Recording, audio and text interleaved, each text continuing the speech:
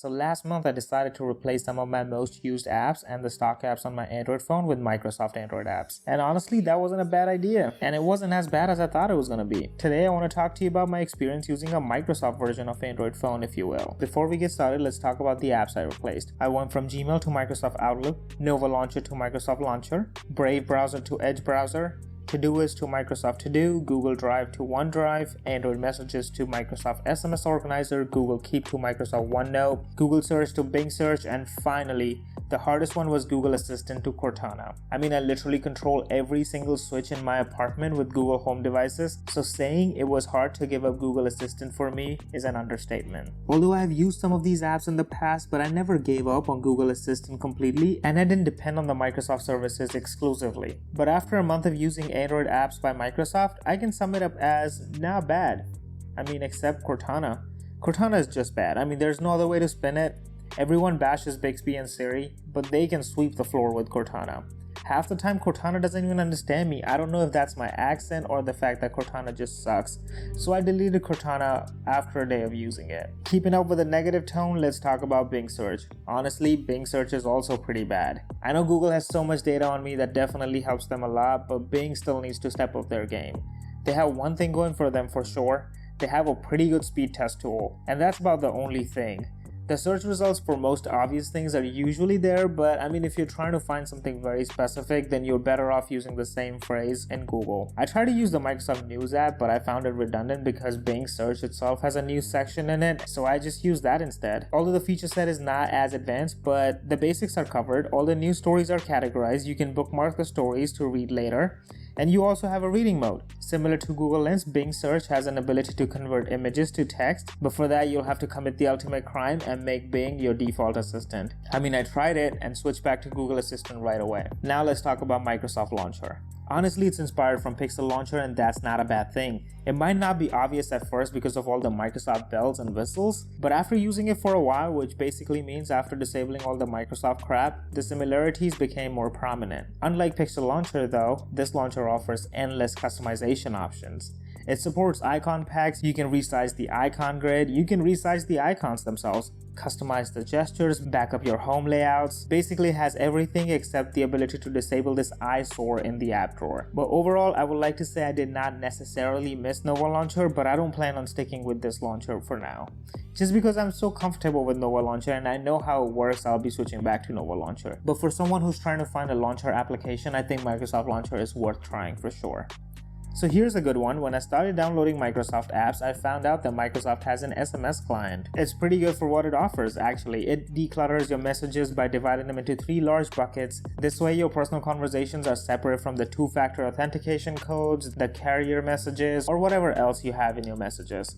You can also configure it to delete older messages automatically, remind you about unread messages, back up your messages to Google Drive, and much more. The only problem I faced when I was using this application was that I couldn't receive any group messages. I don't think that's a common problem because when I googled it, I didn't see a lot of people complaining about it. And if I did not face this problem, I would have switched from Google Messages to this application completely. So I use Microsoft on a daily basis to write my YouTube scripts and my journals, but I use Google Keep to capture quick notes. Although I love OneNote for long-form content, but I didn't really like the quick notes experience in OneNote. It is extremely convenient to start taking your notes, especially if you have OneNote widget. You tap on the new note icon and you're ready to type and take notes. There's literally no way to quickly preview all your notes all at once. You will only see the titles, which might or might not be very accurate because you were trying to take quick notes. So I will continue using OneNote the way I was using it, but I think Google Keep is still my preferred app for quick notes. Let's talk about OneDrive. It does everything that Google Drive does. The app is great, it looks good. If you ask me, I think it looks better than Google Drive looks. But the difference between the 17 GB on Google Drive for free versus 5 GB on OneDrive for free is more than enough to not be able to consider OneDrive as a viable option. The free version of OneDrive is like 5 GB, and then you can jump to the 1 TB storage for $7 a month. I would have thought of switching if they had a 500 GB plan because it actually ties in with the computer pretty well. At this point, I would believe for anyone who's trying to find a cloud storage and they don't intend on spending money on the cloud storage, Google Drive is a way better solution. So there's this app called Office Lens, and it definitely sounds like a replacement for Google Lens. But those two are completely different applications. I will call Google Lens a gimmick more than anything, but Office Lens turned out to be an extremely useful app. It is primarily a scanner app, and you can take photos of whatever you want and it will convert it to look like a scanned document. Then you can save these documents as a PDF on OneDrive, or you can just send it to OneNote. I think this app is definitely worth keeping. It makes it extremely convenient to scan and store documents in an organized manner in OneNote, which I wasn't even doing before I found this app. Now we are on the last 3 apps, and these might be the most used applications I had for the last month. Let's talk about Outlook as a replacement for Gmail. The only reason that I like Gmail is because it keeps my important emails separate from the clutter that comes in my inbox on a daily basis. The best part about using Outlook is the fact that it is better than Google at finding the clutter and putting it away from my main inbox. Outlook has 2 inboxes, Focused and Other. Focus contains all the important emails, and Other contains the clutter that you get in your email. It doesn't even have to be an Outlook.com email account. You could use whatever email account you have, and Outlook will still separate out your important emails from the cluttered emails. I think I'm never going back to Gmail for this feature alone. Other than that, Outlook also acts as a cloud storage hub. You can not only access Google Drive files from the Gmail accounts that you linked, you can also attach files that were received as attachment from a completely different account. I think it's a perfect hub for any email related tasks. If you haven't used Outlook on Android, it is definitely worth checking out. And now we have Microsoft Edge.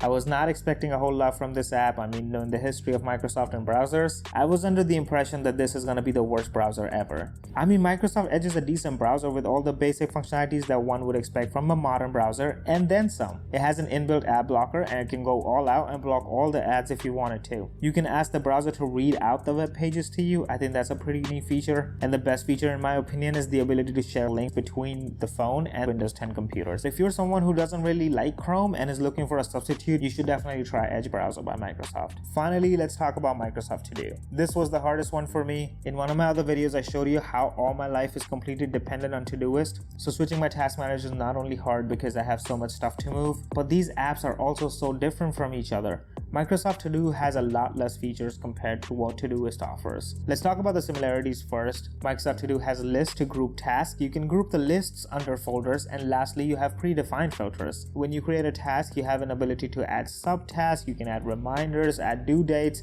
attach files, and even add comments.